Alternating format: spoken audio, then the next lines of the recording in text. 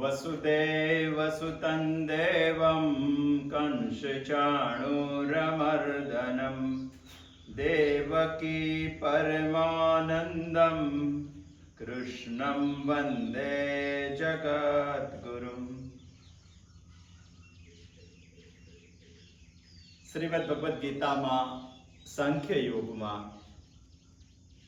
अधपतननी पगथियों भगवान आपने श्लोक 62 और 63 में कही रह्या छे। आपणे ते विचारी रह्या छे। अधपतननी पगथी एटला माटे भगवानने कहेवी पड़ी के भगवाने तो आपने ईश्वर चिंतन करवानुं कीधुं छे। श्रीमद् भगवद गीता सांख्य योगना 11 श्लोक थी 61 श्लोक सुधी भगवाने तेनुं वर्णन करेल।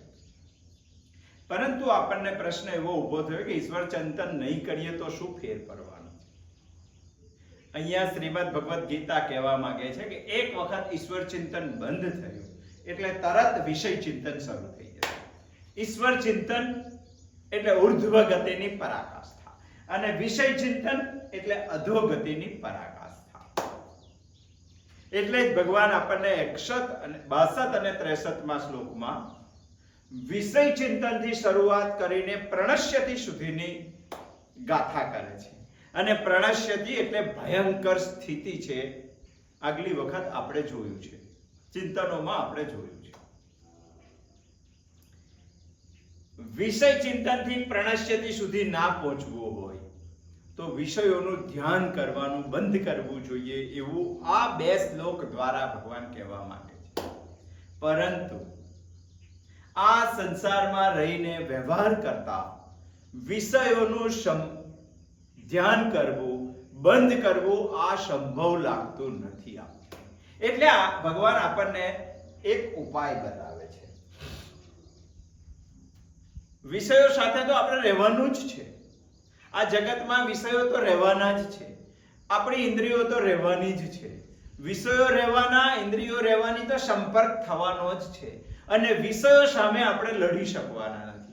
વિષયોને આપણે દબાવી શકવાના નથી। कारण विषयों बलवान छे, विषयों ने भगवाने बनाव्या छे। तो एनो उपाय शुं? उपाय भगवान बतावे छे के बधुं ज विषयों साथे व्यवहार करो, परंतु रसपूर्वक व्यवहार ना करो, रसपूर्वक ध्यान विचार ना करो, एनु ध्यान ना करो। ध्यान नहीं करवुं एटले रसपूर्वक विचार नहीं करवो। सुखनी आशाथी विषयनी पासे जवानुं नहीं। परंतु आपने प्रश्न ए थाय छे के आ जो ना करिए, आवुं जो ना करिए तो जगत में व्यवहार संभव नहीं। अने भगवान एवुं कहे छे 64 श्लोक में, राग द्वेष वियुक्तेस्तु विषयानेन्द्रियैश्चरन् आत्मवश्चेर विधेयात्मा प्रसादम् अधिगच्छति। एज भगवान उपाय बतावे छे कि आ जगत में रहवानुं छे, विषयो रहवाना छे, इंद्रियो रहवानी छे, संपर्क थवानो छे। परंतु विषयों में ध्यान रहित व्यवहार करवामां आवे तो तमने प्रणश्यति नहीं परंतु प्रसाद मळशे। भगवान आ कहेवा मांगे छे 64 श्लोक। अहींया प्रश्न एवो उभो थाय के विषयों में रहवानुं, विषय शुं छे आपणे गई वखत समजी गया। आ जगत एटले ज बधा विषयो छे अने विषयोथी जगत बन्युं छे। 5 विषयो सिवाय जगतमां छठ्ठो कोई विषय नथी। अने 5 विषयोने समजवा माटे भगवाने मने 5 इंद्रिय आपी, ज्ञानेन्द्रिय, पछी ए करवा माटे कर्मेन्द्रिय पण आपी, आ बधा साथे मन पण आप्युं, मनने एक्टिव राखवा बुद्धि पण आपी, प्राण पण आप्या। आपणे बधुं जोई गयुं छे। अहींया भगवान एवुं कहेवा मांगे छे के 62 અને 63 श्लोकनो जे आपणी मूंझवण छे के विषयों में रहवानुं ने व्यवहार केवी रीते करवानो ने व्यवहार थाय तो परिणाम तो प्रणश्यति थई जाय। भगवान एवुं कहे छे के एवुं नथी। भगवान एवुं कहे छे के हूँ जे कहूं एवी रीते जो व्यवहार करो तो प्रणश्यति नहीं थवाय, प्रसाद मळशे। अधोगति नहीं थाय, ऊर्ध्वगति थशे। अरे वाह, खूब ज आश्चर्यकारक भगवान बात करवाना छे। राग द्वेष वियुक्तेस्तु विषयानेन्द्रियैश्चरन् आत्मवश्चेर विधेयात्मा प्रसादम् अधिगच्छति। शुं कहेवा मांगे छे भगवान? આગળના બે શ્લોકના અનુસંધાનમાં જ આ શ્લોક કહેવામાં આવ્યો છે. અને એટલા જ માટે અહીંયા ભગવાન કહે છે કે પરંતુ રાગ દ્વેષ રહિત અને આત્મવશ્ય થયેલી ઇન્દ્રિયો વડે વિધેયાત્મા જો થઈને વિષયોમાં ચરતી કરવામાં આવે તો પ્રસાદને પ્રાપ્ત થાય છે.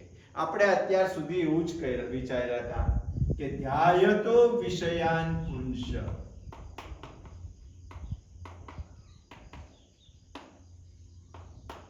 એનો એક ઉપાય આપણે સમજવાનો ગયા ચિંતનમાં વિચાર કર્યો હતો કે ધ્યાયતો વિષયાનને બદલે ધ્યાયતો ઈશ્વરાન પુંસ કરીએ તો આનું એક પરિણામ છે વ્યવહાર તો તમારે કરવો જ પડે. વ્યવહારનું એક પરિણામ છે પ્રણશ્યતિ. વ્યવહારનું બીજું પરિણામ છે પ્રસાદ, પ્રસન્નતા. હવે પ્રશ્ન એવો ઉભો થાય કે વ્યવહાર મારે કેવી રીતે કરવાનો? જો વ્યવહાર કેવી રીતે કરવાનો એ ખબર ના હોય તો તમે ચોક્કસ અહીંયા જવાના છો. બહુ ભયંકર સ્થિતિ છે અને આ બહુ ઉત્કૃષ્ટ સ્થિતિ છે. ભગવાન આપણને એ જ સમજાવે છે કે આ જગત રહેવાનું, વિષયો રહેવાના, ઇન્દ્રિયો રહેવાની, તું રહેવાનો ત્યાં સુધી આ બધું જ રહેવાનું. તો મારે વ્યવહાર કેવી રીતે કરવાનો આ ભગવાન 64મા શ્લોકની અંદર સમજાવે છે. એ સમજવાનો આપણે પ્રયત્ન કરીએ કે ભગવાન આપણને અહીંયા કહે છે કે તું વ્યવહાર કેવી રીતે કરશે. રાગ દ્વેષ વિયુક્તેષ્ટુ વિષયાન ઇન્દ્રિયશ્ચરણ આત્મવશ્યેર વિધેયાત્મા પ્રસાદમ અધિગચ્છતિ. મારે તો આ પ્રાપ્ત કરવું છે. આ પ્રાપ્ત કરવું હોય તો વ્યવહારની 3 ઉપાય ભગવાન બતાવે છે આ શ્લોકમાં. અને 3 ઉપાય આપણે સમજવા જોઈએ. પહેલો ઉપાય છે, બીજો ઉપાય છે અને ત્રીજો ઉપાય છે. અને 3 ઉપાયોને ક્રમશઃ સવિસ્તાર સમજવાનો આપણે પ્રયત્ન કરશું. પહેલો ઉપાય છે રાગ દ્વેષ વિયુક્તૈઃ ઇન્દ્રિયૈઃ.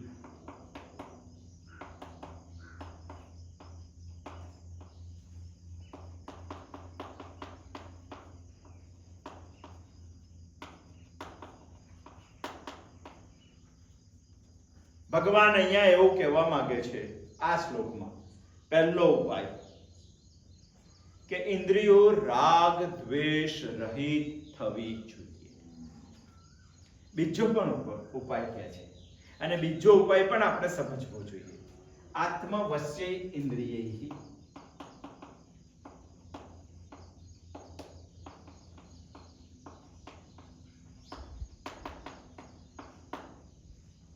ઇન્દ્રિયો આત્માને વશ રહેવી જોઈએ.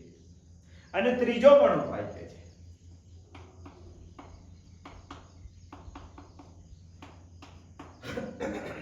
આપણે વિધેયાત્મા બનવું જોઈએ, શુદ્ધ અંતઃકરણના બનવું જોઈએ. કેટલી સુંદર એકદમ ક્રમશઃ સમજાવવામાં શ્રીમદ ભગવદ ગીતા ચાલે છે એ સમજો. અર્જુનને આ જગતમાં મોહ થયો છે. મોહનું એક કારણ છે વિષાદ. આપણે બધા જ વિષાદમાં છીએ. વિષાદમાંથી મુક્ત થવાનો એક જ રસ્તો ભગવાન શ્રીમદ ભગવદ ગીતામાં બતાવે છે. તે છે સમ્યક જ્ઞાન. સમ્યક જ્ઞાન એટલે સાંખ્ય જ્ઞાન. અને તે સમ્યક જ્ઞાન બીજા અધ્યાયના 11મા શ્લોકથી 61મા શ્લોક સુધી ભગવાન કહે છે. પ્રશ્ન એ ઊભો થાય કે મારે આ નથી કરવું તો ભગવાન કહે છે કે આ તરત ચાલુ થઈ જશે. શું ચાલુ થઈ જશે? ધ્યાયતો વિષયાન પુંસ. આખો ક્રમ ભગવાને સમજાવ્યો. હવે પ્રશ્ન એવો ઊભો થાય કે ભગવાન મારે તો વિષયોની સાથે જ રહેવાનું છે, ત્યાં રહીને જ વ્યવહાર કરવાનો છે. હવે જો હું રસપૂર્વક વ્યવહાર ના કરું તો વ્યવહાર કરવામાં મજા ના આવે. મારે કેવો વ્યવહાર કરવાનો જેનાથી હું આ ના પ્રાપ્ત કરું અને આ પ્રાપ્ત કરું? તો ભગવાન કહે છે કે આ 3 ઉપાયો છે તેના માટે. અને 3 ઉપાયો ભગવાન 64મા શ્લોકની અંદર કહે છે આપણે સમજવાનો પ્રયત્ન કરવો જોઈએ. શું ઉપાયો છે? એક છે રાગ દ્વેષ રહિત ઇન્દ્રિયો બનવી જોઈએ. બીજો ઉપાય છે આત્મવશ્ય ઇન્દ્રિયો થવી જોઈએ. અને ત્રીજો ઉપાય છે વિધેયાત્મા થવું જોઈએ. આપણે આજે આ પ્રથમ ઉપાયને સમજવાનો પ્રયત્ન કરીશું. ઇન્દ્રિયો રાગ દ્વેષ રહિત થવી જોઈએ.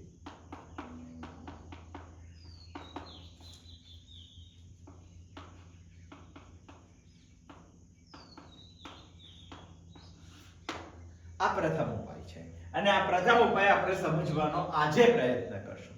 પેલા બે ઉપાય પણ સમજશું અને ભગવાને 3 ઉપાય બતાવ્યા છે અને ત્રણે ઉપાય આપણે સમજવાના છે. આમ તો ત્રણ ઉપાય ક્રમશઃ છે.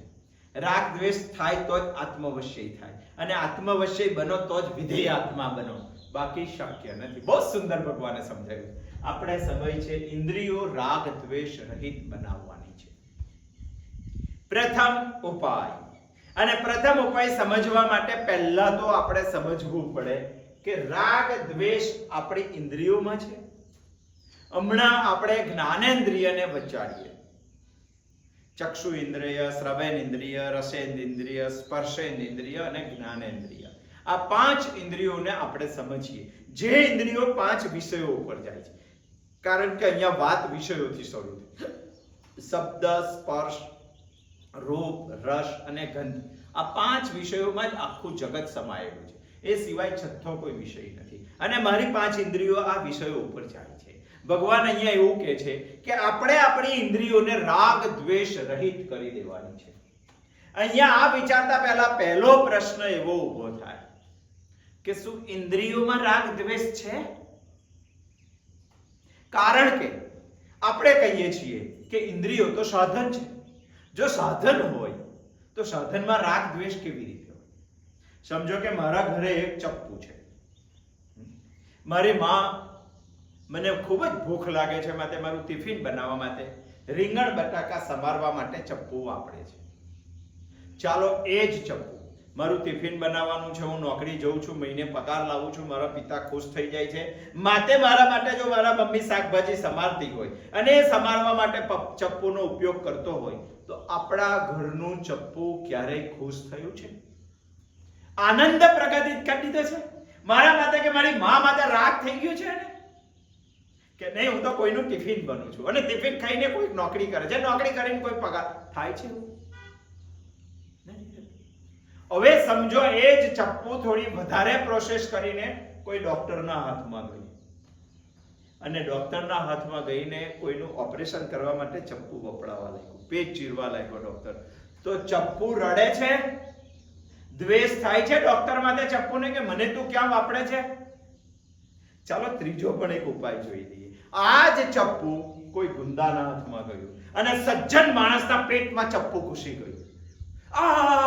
મારાથી ક્યાં પાપ થયું, મને પાપ લાગશે, પાપ લાગશે, એવું ચપ્પુ કોઈ દિવસ વિચાર? ચપ્પામાં રાગ અને દ્વેષ નથી, કારણ કે ચપ્પુ કોઈના હાથનું સાધન છે. આપણે સમજીએ છીએ ઇન્દ્રિયો પણ કોઈના હાથનું સાધન છે. ચપ્પામાં રાગ દ્વેષ નથી, પણ અહીંયા તો આપણે વિચારીએ કે ચપ્પુ જેના હાથમાં છે તેનામાં તો રાગ દ્વેષ છે. જો અહીંયા આપણે વિચારીએ કે ઇન્દ્રિયોમાં પણ રાગ દ્વેષ નથી, આત્મામાં પણ રાગ દ્વેષ નથી, કારણ કે આત્મા તો શુદ્ધ ચૈતન્ય સ્વરૂપ છે. તો રાગ દ્વેષ છે ક્યાં? અને જો ચપ્પામાં રાગ દ્વેષ નથી, ઇન્દ્રિયોમાં રાગ દ્વેષ નથી, તો ભગવાને અહીંયા કીધું શા માટે? રાગ દ્વેષ વિયુક્તેષુ. આ કહેવાનો પ્રશ્ન ક્યાં ઊભો થયો? શાસ્ત્રો તો એવું કહે છે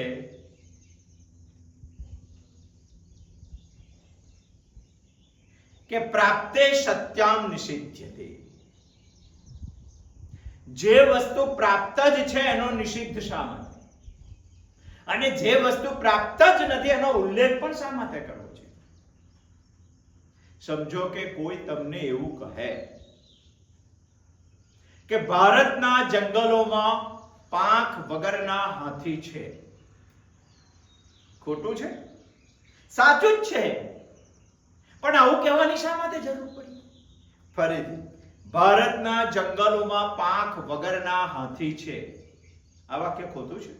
સાચું જ છે, કારણ કે કોઈ હાથીને પાંખ હોતી નથી. તો પણ સીધું જ કોને કે ભારતના જંગલોમાં હાથી છે, એમાં પાંખ કહેવાની ક્યાં જરૂર છે? હોય જ ના. તેમ ઇન્દ્રિયોમાં રાગ દ્વેષ હોય જ ના. તો ભગવાને અહીંયા શા માટે કીધું રાગ દ્વેષ વિયુક્તેષુ? એક ઉપાય ભગવાને કીધો છે કે ઇન્દ્રિયોમાંથી રાગ દ્વેષ કાઢવો જોઈએ, રાગ દ્વેષ રહિત ઇન્દ્રિયોને બનાવવી જોઈએ. આવું શા માટે કીધું છે? આવો ઉલ્લેખ ભગવાને શા માટે કીધો છે?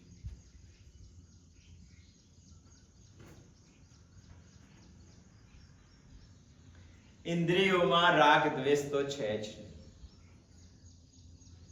આવું આપણી સમજ કે છે, પણ ભગવાન પણ ખોટા નથી. રાગ દ્વેષ આપણા સ્વાનુભવના આધારે સમજવાનો પ્રયત્ન કરીએ. સામાન્ય રીતે રાગ દ્વેષ મનના ગુણધર્મો છે. જો મનના ગુણધર્મો હોય તો ભગવાન અહીંયા મન કેમ ના કીધું? ઇન્દ્રિયોનો ઉલ્લેખ શા માટે કીધો?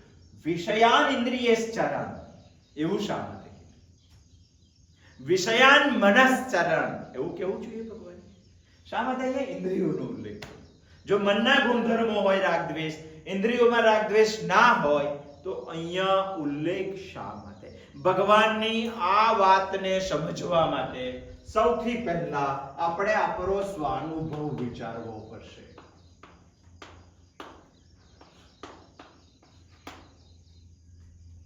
આપણો અનુભવ શું કે છે તે આપણે વિચારવું જોઈએ. મનમાં રાગ દ્વેષ છે, ઇન્દ્રિયોમાં પણ રાગ દ્વેષ છે.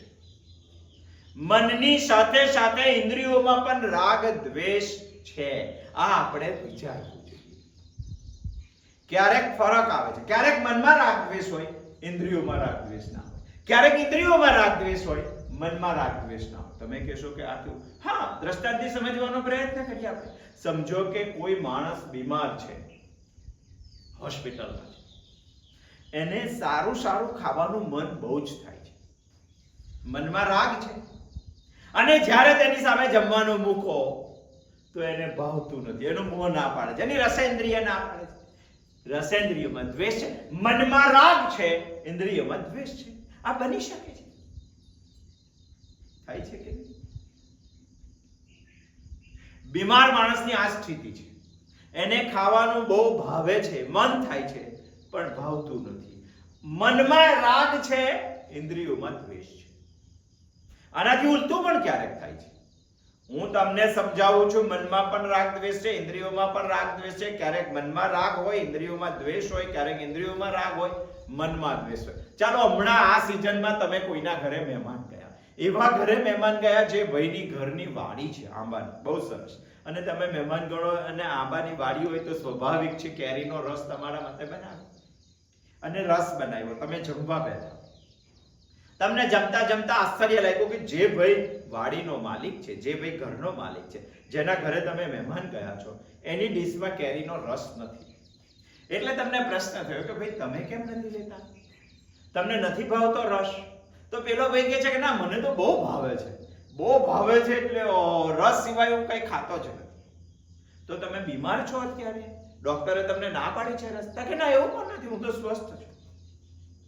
તમે રસ ખાતા કેમ? ઇન્દ્રિયોમાં રસ માટે રાગ છે, તો ખાતા કેમ નથી? પેલા ભાઈને હવે જવાબ આપતા આવતા થોડોક દુમો ભરાઈ ગયો. એને કીધું કે મને રસ ભાવે છે, એના કરતા વધારે મારા દીકરાને રસ ભાવે છે. મારો દીકરો અત્યારે હોસ્ટેલમાં ભણે છે અને એને રસ હું પહોંચાડી શકતો નથી, અને મારો દીકરો રસ ખાતો નથી, માટે મને ખાવાનું મન થતું નથી. મને રસ ભાવે છે, મને રસ ખાવાનું મન થતું નથી. ઇન્દ્રિયોમાં રસ માટે રાગ છે, મનમાં રસ માટે દ્વેષ નિર્માણ થયું. સામાન્ય સમજ તો આપણી એવું કહે છે કે ઇન્દ્રિયોમાં રાગ દ્વેષ છે. તો શાસ્ત્રો શું ના પાડે છે કે ઇન્દ્રિયોમાં રાગ દ્વેષ નથી? અને શાસ્ત્રો ના પાડે તો ભગવાને શું શાસ્ત્ર વિરુદ્ધ વાત કરી છે? રાગ દ્વેષ વિયુક્તેષ્ટુ, ઇન્દ્રિયોને રાગ દ્વેષ રહિત બનાવવી જોઈએ. આ શું ભગવાને શાસ્ત્ર વિરુદ્ધ વાત કરી છે? ના, ભગવાને શાસ્ત્ર સંમત વાત કરી છે. તો શાસ્ત્ર સંમત કેવી રીતે કહેવાય? બીજી વાત વિચારીએ. શાસ્ત્રોમાં સૌથી ઉપર શ્રુતિ છે. આપણે બોલીએ છીએ શ્રુતિ, સ્મૃતિ, પુરાણ. આ ત્રણ સ્ટેજ છે. પુરાણ એટલે ઇતિહાસ. આ સૌથી આગળની પોઝિશન છે. આમાં વેદ આવે છે. આ આમાં ઉપનિષદ આવે છે. અને વેદ અને ઉપનિષદ આવતા હોય તો સૌથી વધારે શાસ્ત્ર સંમત વાત કહેવાય. ઉપનિષદોમાં એક ઉપનિષદ છે કઠો ઉપનિષદ. અને કઠો ઉપનિષદ કહે છે આત્માનમ રથિનમ વૃદ્ધે શરીરમ રથમેવતુ ઇન્દ્રિયાણિ રથન્યાહુ વિષયંતેષુ ગોચરાન. શું કહે છે કઠો ઉપનિષદ? હું રથમાં બેઠો છું, શરીર મારો રથ છે. બહુ ધ્યાનથી સાંભળો, આ તો શાસ્ત્ર સંમત વાત ભગવાને અહીંયા કીધી છે. હું રથમાં બેઠો છું, શરીર મારો રથ છે, ઇન્દ્રિયો તેને જોડેલા ઘોડા છે, મન તેની લગામ છે, બુદ્ધિ તેનો સારથી છે, અને વિષયો તેના ઉપર ચાલવા માટેના રસ્તા છે. બસ સુંદર વાત શાસ્ત્રએ કીધી છે. શાસ્ત્ર કહે છે આ રથ છે, પણ હું ઊંધું સમજી બેઠો છું અને ત્યાં પ્રોબ્લેમ થઈ ગયો છે. બહુ મોટો પ્રોબ્લેમ થઈ ગયો છે. શાસ્ત્ર તો એવું કહે છે કઠોપનિષદ કે આ રથ છે. કયો? આ શરીર એક રથ છે, ઇન્દ્રિયો તેના ઘોડા છે, મન તેની લગામ છે, બુદ્ધિ તેનો સારથી છે, અને વિષયો તેના રસ્તા છે, ઘોડાઓનો. બસ સુંદર વર્ણન કરેલું છે કઠોપનિષદ. શાસ્ત્ર સંમત વાત ભગવાને અહીંયા કીધી છે. કોઈ આપણને બનાવી જાય કે ઇન્દ્રિયોમાં કયા રાગ દ્વેષ છે, તો ભગવાને તો બહુ અધર વાત કરી. ના, ક્યારેક મનમાં પણ રાગ દ્વેષ હોય, ક્યારેક ઇન્દ્રિયોમાં પણ. અને કોઈ આપણને કહે કે રાગ દ્વેષ તો મનમાં છે. ભાઈ ભગવાને અહીંયા મન કેવું જોઈએ? ઇન્દ્રિયો આપણે સમજીએ છીએ પાત્ર પહેલો ઉપાય છે. ઇન્દ્રિયોમાં પણ રાગ દ્વેષ, ક્યારેક મનમાં દ્વેષ હોય તો ઇન્દ્રિયોમાં રાગ હોય, ક્યારેક ઇન્દ્રિયોમાં રાગ હોય, ક્યારેક મનમાં રાગ હોય તો ઇન્દ્રિયોમાં દ્વેષ હોય. બંને સમય જાય છે. તો ઘણા કહે છે કે શાસ્ત્રો તો ના પાડે છે, શાસ્ત્ર પણ કહે છે, અને ભગવાને અહીંયા શાસ્ત્ર સંમત વાત કરેલી છે ઇન્દ્રિયોને રાગ દ્વેષ રહિત બનાવવી જોઈએ તે. તો શું શાસ્ત્ર સંમત વાત છે? તો કઠો ઉપનિષદ શાસ્ત્રોમાં સૌથી અગ્ર શાસ્ત્ર છે. શ્રુતિ ઉપનિષદ શ્રુતિમાં આવે. કઠો ઉપનિષદ આપણને કહે છે કે હું એક રથમાં બેઠો છું.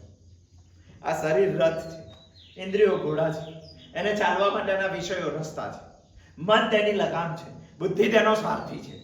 આ સમજાયું છે આપણને, પણ આપણે ઊંધું સમજી બેઠા છે. આપણે શું સમજી બેઠા છે કે આ રથ નહીં, આ મારું ઘર છે. આ બંનેમાં બહુ ફંડામેન્ટલ ડિફરન્સ છે. રથ હંમેશા કંઈક જવા માટે ઉપયોગ કરાય અને ઘર હંમેશા રહેવા માટે ઉપયોગ કરાય. એવું વિચાર્યું છે કે આ ઘર લઈને હું દોડતો દોડતો બીજા શહેરમાં જતો રહ્યો. ઘર કોઈ દારો જવા માટે હોય ના, અને રથ એવો હોય કે હું તો આ રથમાં જ રહું છું, રથમાં જ નવું છું, રથમાં જ ખાઉં છું, રથમાં જ પીવું છું, રથમાં સુઈ. રથ કોઈ દિવસ રહેવામાં, રથ હંમેશા જવા માટે હોય. એનો મતલબ જો પહેલી સમજ ખોટી તો આખી જીવન યાત્રા ખોટી. આ ઘર નથી, આ રથ છે. અને રથ છે એવું જો તમે માન્યું તો તમારે સ્વીકારવું પડશે કે મારે કંઈક જવાનું છે.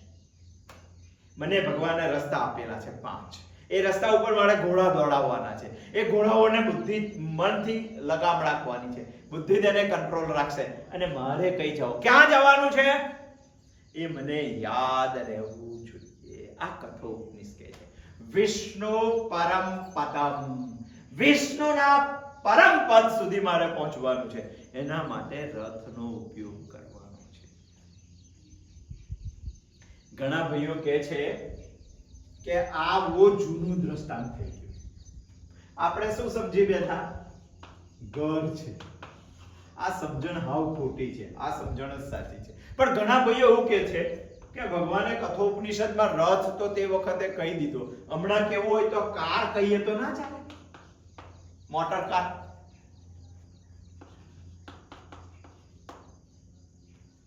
રથ કીધો એના કરતા હવે મોટર કાર કહીએ તો એડવાન્સ થઈ ગયા આપણે. વાંધો શું છે? બંનેમાં પણ બહુ ફરક છે. આજે પણ દ્રષ્ટાંત આપવો હોય તો આને રથ જ અપાય, કાર ના અપાય. એટલે જ કહું છું કે આ શાસ્ત્ર સંમત વિચાર છે. અને શાસ્ત્ર તે જ વિચાર કહે જેને દુનિયાના કોઈ પણ વર્ષોમાં કોઈ પણ બુદ્ધિશાળી માણસ ચેલેન્જ ના કરી શકે. યાવત કાલ, ત્યાં સુધી કાલ તેને પી ના શકે. આવો વિચાર છે. માટે કાર ના કહેવાય. કેમ? કારણ કે રથને ચલાવવા માટે ઘોડા જોઈએ, કારને ચલાવવા માટે ડ્રાઈવર જોઈએ, એન્જિન જોઈએ. ડ્રાઈવર તો બધાને, બંનેને જોઈએ. હવે સમજો કેમ કારનું દ્રષ્ટાંત આપ્યું તે સમજી લઈએ આપણે. હવે સમજો કે આ બંનેને આપણે ઊભા રાખવા છે, રથને અને કારને. કાર એક બાજુ ઉભેલી છે, એક બાજુ રથ ઉભેલો છે. બંનેમાં ડ્રાઈવર નથી. ચાલો, ડેન્જર કઈ વસ્તુ છે? કાર ડેન્જર છે. અરે ડ્રાઈવર ના હોય તો કાર ચાલે જ ના. પણ ઘોડા, સમજો કે કોઈ લીલું ઘાસ બતાવે તો ઘોડા દોડવા માંડે. સમજો કે કોઈ આગ બતાવે તો ઘોડાને ખબર નથી, આગથી ભડકી જાય. સમજો કે આકાશમાં કડાકા થાય તો ઘોડો ભડકી શકે છે. સમજો કે ઘોડાને તરસ લાગીને પાણી કોઈ બતાવે તો ઘોડો એ બાજુ જતો રહે છે. ઘોડો ગમે તે બાજુ જઈ શકે છે અને ગમે તે બાજુ જઈને ડરથી, ભીતિથી, પ્રીતિથી, ભૂખથી, તરસથી જઈને રથને ઊંધો પાડી શકે છે. હવે કારને તમે ઘાસ બતાવો તો કારને વીજળીના કડાકા થાય, અરે એને શું પડેલી છે, તો ત્યાં જ ઉભેલી છે. ચેતન છે ઘોડામાં, એવી છે મારી ઇન્દ્રિયો. ચાલો, હવે તમે નક્કી કરશો કે કારમાં રાગ દ્વેષ છે. બહુ જ ગભરાવો, તમને બહુ જ ગભરાવો તો કાર પાછી જતી રહેશે ડ્રાઈવર વગર. અને ઘોડાને તમે બહુ ગભરાવો તો ઘોડા વળી શકે છે, ઘોડા જઈ શકે. એનો મતલબ ઘોડામાં રાગ અને દ્વેષ છે. એનો મતલબ મારી ઇન્દ્રિયોમાં રાગ અને દ્વેષ છે જ. ઘોડા ડ્રાઈવર વગર રથને ખાડામાં પાડી શકે છે. ઇન્દ્રિયો, બુદ્ધિ, મન વગર રથને ખાડામાં પાડી શકે છે. બધા બહુ રથ ખાડામાં પડી ચૂકેલા છે.